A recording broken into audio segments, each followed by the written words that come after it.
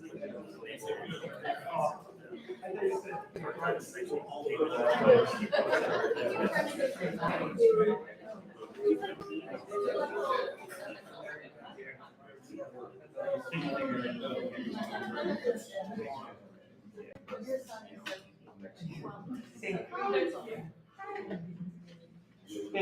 evening, everyone. I show the time as 6 o'clock. Roll call. Everyone present. Okay, with that, we will call the Wabash City School Board meeting for Monday, May 2nd, 2022 to order. Will everybody please stand and join me in the pledge of allegiance? I pledge allegiance to the flag of the United States of America and to the republic for which it stands, one nation, under God, indivisible, with liberty and justice for all.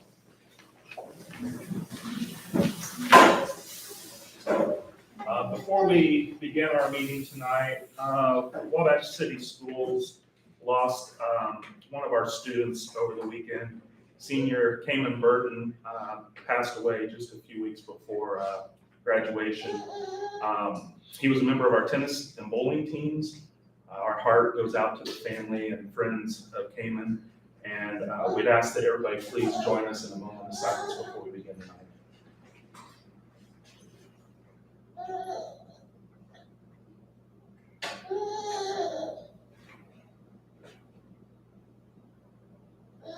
Thank you.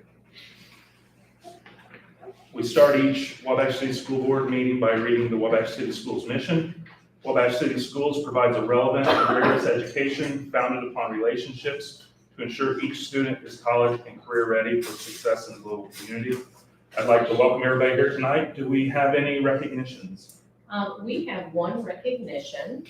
Last week, I went to the Indiana School Board Association regional meeting, and they give away exemplary governance awards, and we had a board member that was recognized for the commendable level, and that goes to Rhonda Hipskin. So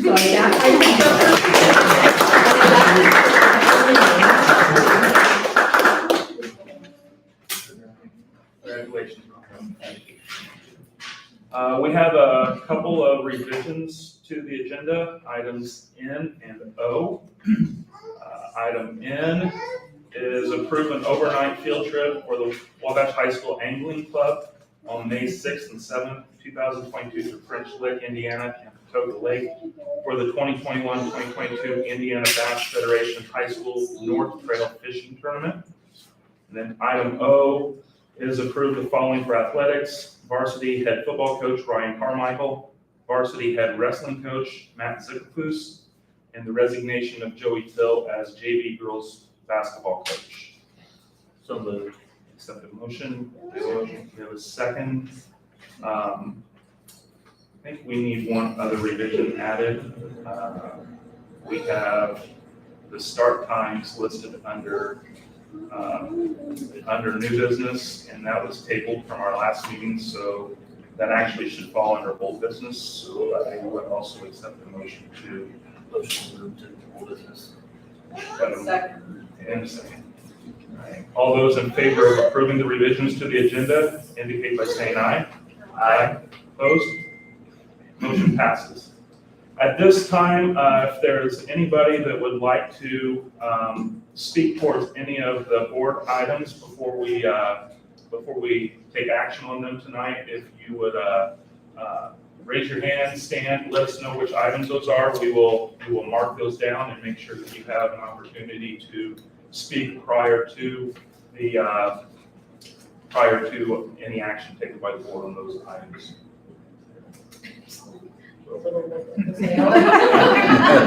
Okay. All right. There will still be a portion at the end if anybody would like to speak. They'll have the opportunity to at that time as well. But I did not see anybody that wanted to speak towards any of the agenda items. So with that, we have the consent agenda. We have minutes from our April 18th, 2022 meeting. Claims, we have donations, $20 from Rebecca White to the Wabash High School County Inn Fund, $20 from Lindsay Smith to the Wabash High School County Inn Fund, $60 from Teachers Jeans Day to the Wabash High School Count Me In Fund, $425 anonymous donation to the Hungry Kids Fund, $150 from Goodfellas Pizza to the Wabash High School Sad Post Prom Fund. Financials, this is the first meeting of the month, so there's no financials.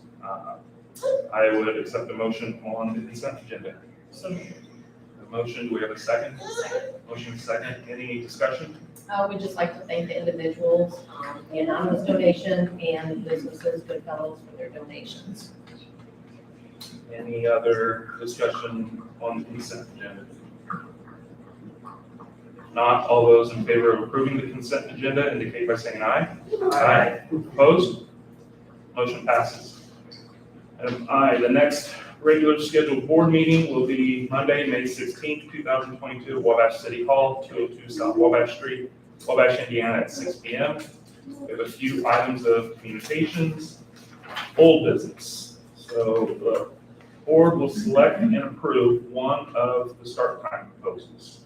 So it is set the motion. Motion and a second discussion. So first, we want to thank the families that completed the proposal surveys. I want to share the results of those as well as the staff results.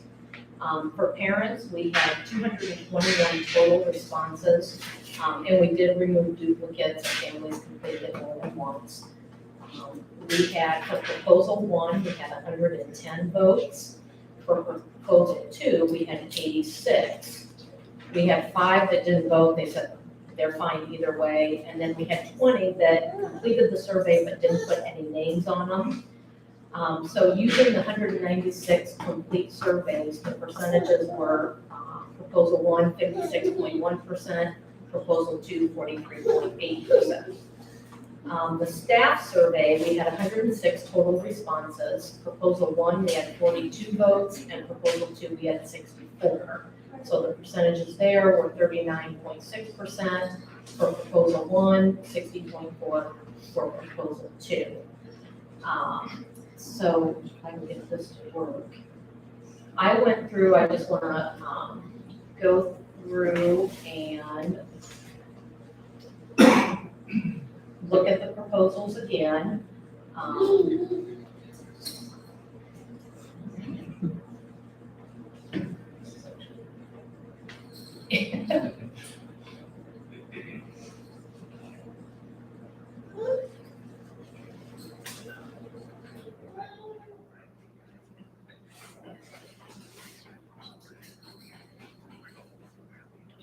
So regardless of which proposal is selected, some things that I want to make sure that people understand, Wabash High School students will still be able to attend Heartland Career Center and take 4 WHS classes. We will also still be able to provide transportation to Heartland. We will have the latest elementary and secondary morning pickup times, regardless of which one is chosen. And our students spend the least amount of time on the bus compared to all the area schools. This was proposal 1. This was the first one that we put out there. And on both proposals, we have taken away the Wednesday late arrival. That's no longer on the table.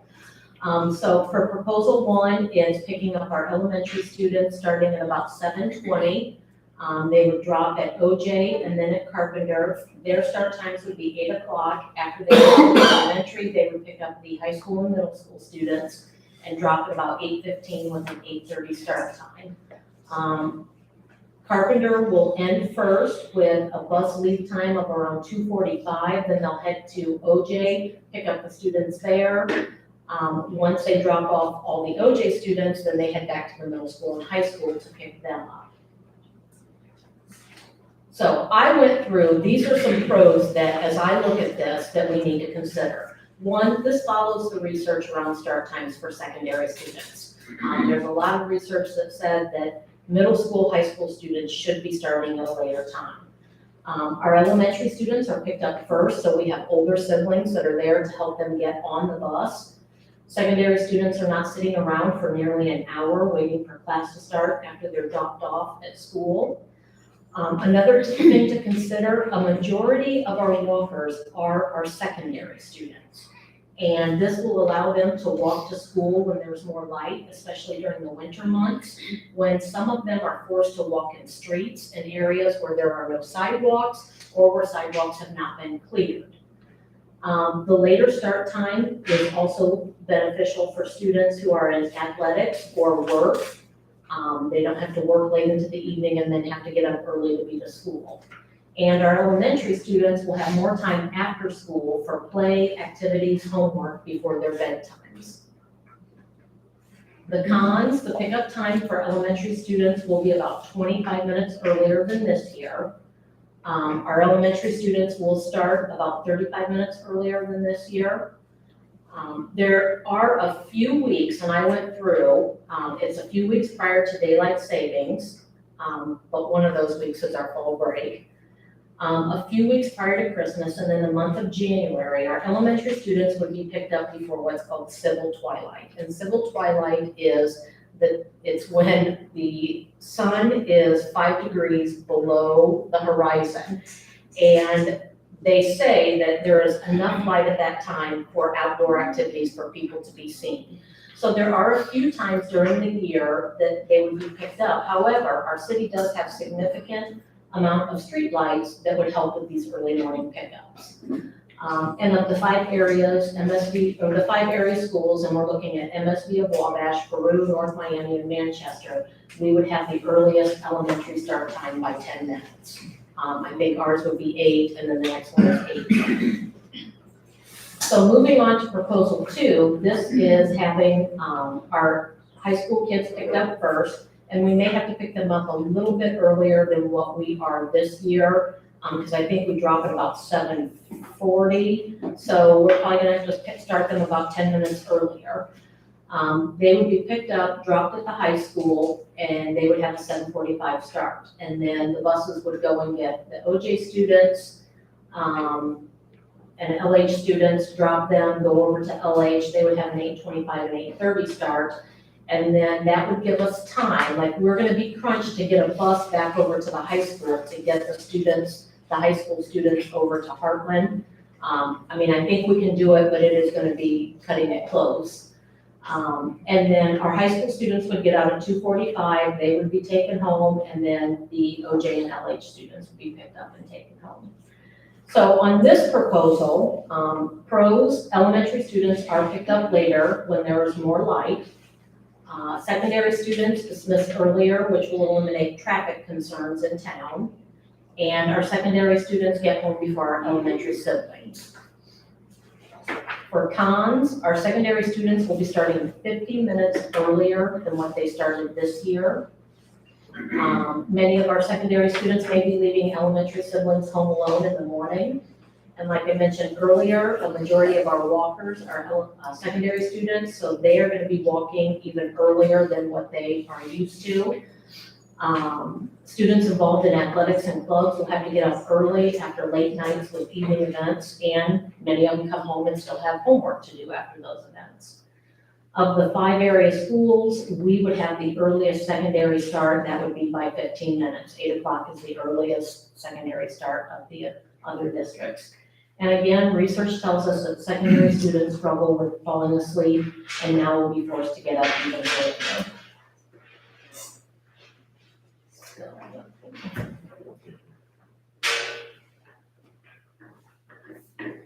So with that, my recommendation would be proposal 1.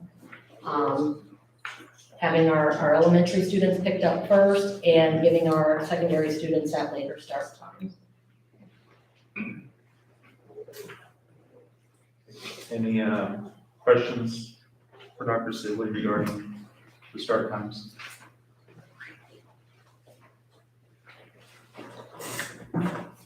With proposal 2, the elementary start times, is that how does that differ from what the elementary start times are today? It would be about a 35-minute earlier. For the elementary as well? For proposal 2, it's the same time. Same, so proposal 2, the elementary kids were no change. In proposal 1, they would be picked up about 25 minutes earlier than they currently are. Yes.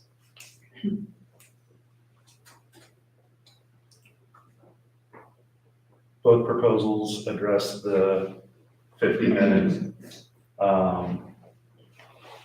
time secondary students that would have to be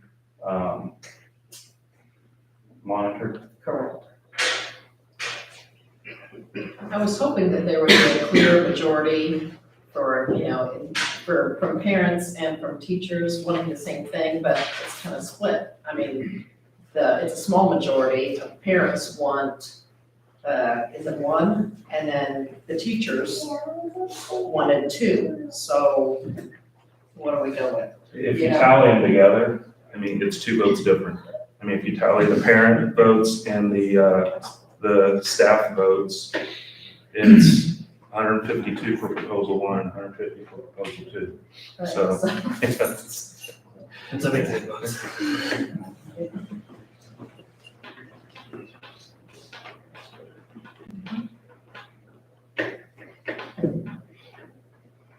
Did you receive any feedback from the building administrators regarding both proposals and what? Well, they are here, so. All right. Who wants to go first? I'd like to hear from each building. We're in the front row. Great. Well, really, the primary concern for Wabash High School is the amount of time that we have students that are waiting before they start class. And I agree with the superintendent that the research supports the later start time for secondary. So I tend to lean that way. Personally, I prefer an earlier start. That's my personal opinion, and my personal opinion doesn't really have any weight when it comes to researching what's best for students. So I would tend to lean towards the 8:30 start for Wabash High School. Thank you. I also support Dr. Sibley, her recommendation, because I believe even though we will be starting a little bit early, we will be releasing a little bit earlier. And that does give time for the elementary students to have a little bit more time at home. I do think that what was brought up at the last meeting as far as daylight for students walking to school was something I think needed to be considered and was very much looked at. But I think, again, the data shows that the majority of the students are the secondary students that are walking. Most of ours we only have a couple of walkers to the school. I realize it's different, but I think that the research shows that it's probably better for the students in secondary arena to start a little bit later. I think they were concerned too about walking to school bus stops. So. I had a sit-down meeting with the transportation director myself. Okay. I asked how far the farthest student has to walk. She said it's 0.15 miles. I tried to calculate how many potential driveways that could be. I think it's maybe 6 or so. There were a couple other things that she brought up. Mainly that there would only be about a 20-minute time difference that they would be picking up earlier for those little kids. She always gives the option of a bus pickup on their side of the street so they don't have to cross the street. The closest bus stop could be across the street, and they can make that their own choice on that if they want to go across the street or not. But they're always given a bus stop on their side so they don't have to cross any major streets. So I did find that out. Did you guys want to hear from me? I'd like to hear from both of you. I'm back here letting all afraid out there. I would second and third, Mr. Blossom, and all the other administrators as well, but Roby as well. So at the secondary level, that primary piece for us, particularly in the middle school, is that 50 minutes. That's a lot of time for middle school kids to be hanging out. And all encompassing of our staff that's available, which is 4 of us at that time to do that. So I thank you for considering the change based upon that. I, like Josh and Beth, both would be hard pressed to go against data. And what I see in my own house, which is my athletic kids, that sometimes are not home 2 or 3 times a week before 9 or 10 o'clock. for some of those longer trips. And as a tennis coach, I could say that's the same, 2 or 3 times a week we're gone. If it was weekend like when I played, and we played on Fridays and Saturdays, it's not a big deal. We're taking them home and they have to do homework after that. Lots of people will say, oh, well, they'll have that 45 minutes before the bus leaves to do homework, and that's just not the way their brains are programmed. So I think the research is probably right on based upon what I saw in my house. My friend Brett here said he's for the 8:35 time, and he is a walker. So that's the word from the middle school. Well, I've been on the other end too, where elementary used to come early too, and we used to have to wait, hold them. So I get what they're experiencing, and it's not fun. So I see the need for that. I also know, I didn't play a lot of sports, but when you work late, and you come back in the next morning for an early start, that's tough on high school students. So I support the data. I support what Dr. Sibley says. Personally, like Josh said, I probably would go for the late too. The little ones too are tired, but I get it. They get home out of school before parents should be getting them to bed at a much earlier time so that they can get up. And some students do. Our little ones do tend to rise sometimes before mommies and daddies even. So I support Dr. Sibley's. Any other questions, discussion from the board? How's this impacting bus drivers who are also paras? That is something that we will have to look at. But what I'm hoping is that there are a way that we can allow them to make up time if there's time lost. And that will be through the e-learning, which we'll talk about a little bit later with a waiver for that. So And PLC? PLC, I've already talked to the association.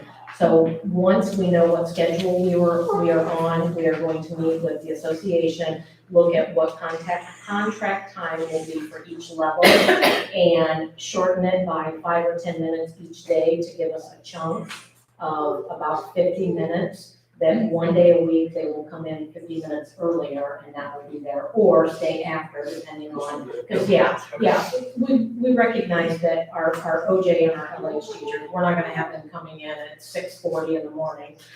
So elementary may have the option of doing PLCs after school, and then secondary most likely to choose before school. Thank you. Any other discussion? I personally would like to thank you for revisiting this and looking at it based on the conversation and discussion that we had for last week. Thank you. I hope I don't wake up tonight with trying to figure schedules in my head. All right, if there's no further discussion, and we have 2 proposals, guess what I would recommend is that we do individual votes. And we can vote for proposal 1 or proposal 2, and whichever one gets the most votes is the one we will adopt. Steven, since you're the secretary, the roll call. Jason Fry. Proposal 1. Ron Hipskin. Proposal 1. Krista Petrin. Proposal 1. Stephen Defoe. Proposal 2. Ron Hipskin. Right.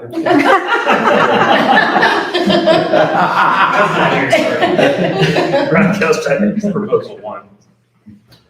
So the vote 4-1, proposal 1 will be adopted. All right. Now to new business and what I think most everybody is here for, the Kathy Swan Awards.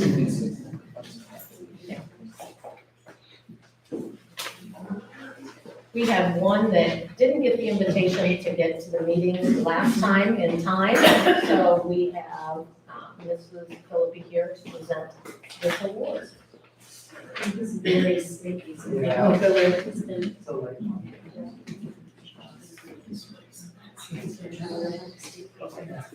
This is Liam Kirtland, and his teacher, Sarah Kirkpatrick, could not be here tonight. So I have something. My full name is So Liam, I'm going to read what Mrs. Kirkpatrick said about you, okay? Mrs. Kirkpatrick says, I have the privilege of being Liam's fourth grade teacher this year, and I have absolutely enjoyed every second of it. Looking over the criteria, recipients for the Kathy Swan Award must present a positive attitude and strive to do their best every day. Comparing the start of the school year to now, Liam has made great strides and continues to do so even now. I can always count on Liam to come into the classroom ready to start his day.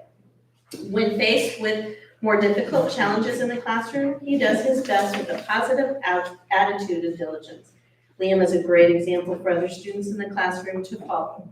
This year, he has really started to conquer becoming an independent student. Anyone that knows him over the years knows that he has made a lot of growth this year compared to other years. I cannot wait to watch him continue to grow as he makes his way into middle school and high school.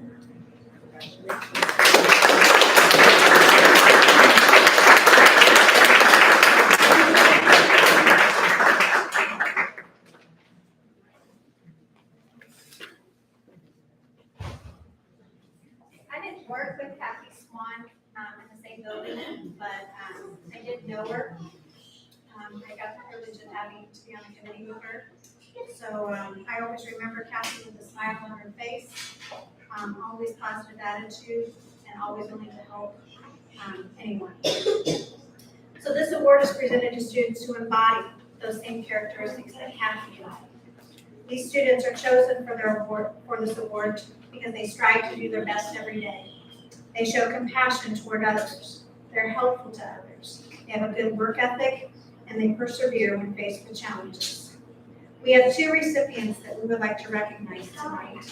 For our preschool recipient, we would like to honor Michael Menard and Mrs. Benderman and Mrs. Biker. We have the privilege of having Michael, and they're going to come and speak about Michael. Michael, you want to come up and join us? He's shy, and that's okay. He's not in class. There we go. Good evening, Superintendent Sibley and distinguished board members. Thanks for having us here tonight. We're excited to talk about Michael and Ellen. This is such a special time of year and a very special award that we're honored to give this wonderful young man. We truly enjoy bragging about all our preschoolers, and we look forward each year to seeing the growth of all our students. However, we chose one that stood out to us. Our recipient for the Kathy Swan Award this year is Michael Menard, and Michael has a dual placement with Mrs. Weigert and myself. And we have many reasons why we chose Michael for this prestigious award. So let's start from the beginning.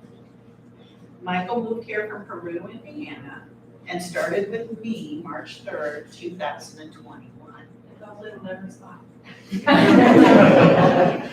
This spirited and energetic boy entered the room, and I knew we would be fast friends. You see, Michael had a really bad first experience with the school in Peru. And Mom, Dad, they were pretty nervous about it, but we were super excited that they chose Wabash City Schools. Michael didn't necessarily like to participate in the beginning or join in any activity time. Yeah, well, we'll show everyone that, I promise. He would be so frustrated during work time, and his daily mantra was, I can't do it. But it's been a year, and from that time, he's gone from I can't do it to I can do it, I'm gonna beat everybody at my table. So our mantra now is, it's not a race, Michael. That's our mantra. It's been a tough year for Michael. He's been exposed to COVID how many times? Yes, numerous times. Super sick. You guys were coming to get packets, it seemed like every month for something. You guys go in the school and be like, they're around somebody Yeah. we all work in healthcare. So Yeah, it's like, they're all in healthcare, so he even broke a plastic fork at the roof of his mouth. Yeah, you heard me. Broke it. In the roof of his mouth and had to go to, and they removed it because it was something that happened in the lunchroom. Why not? That's Michael. Sitting still, remaining quiet is not one of Michael's strong Ever. qualities. He's our jumping bean. He's our loud talker. We always say they can hear you and will grow. Let's bring it down. 4, 3, 2, 1. He's full of energy and with a dash of sass. Yes. Creative. He's a fabulous builder with Legos, blocks, bristle blocks. He's a good worker. He's a wonderful storyteller. He has a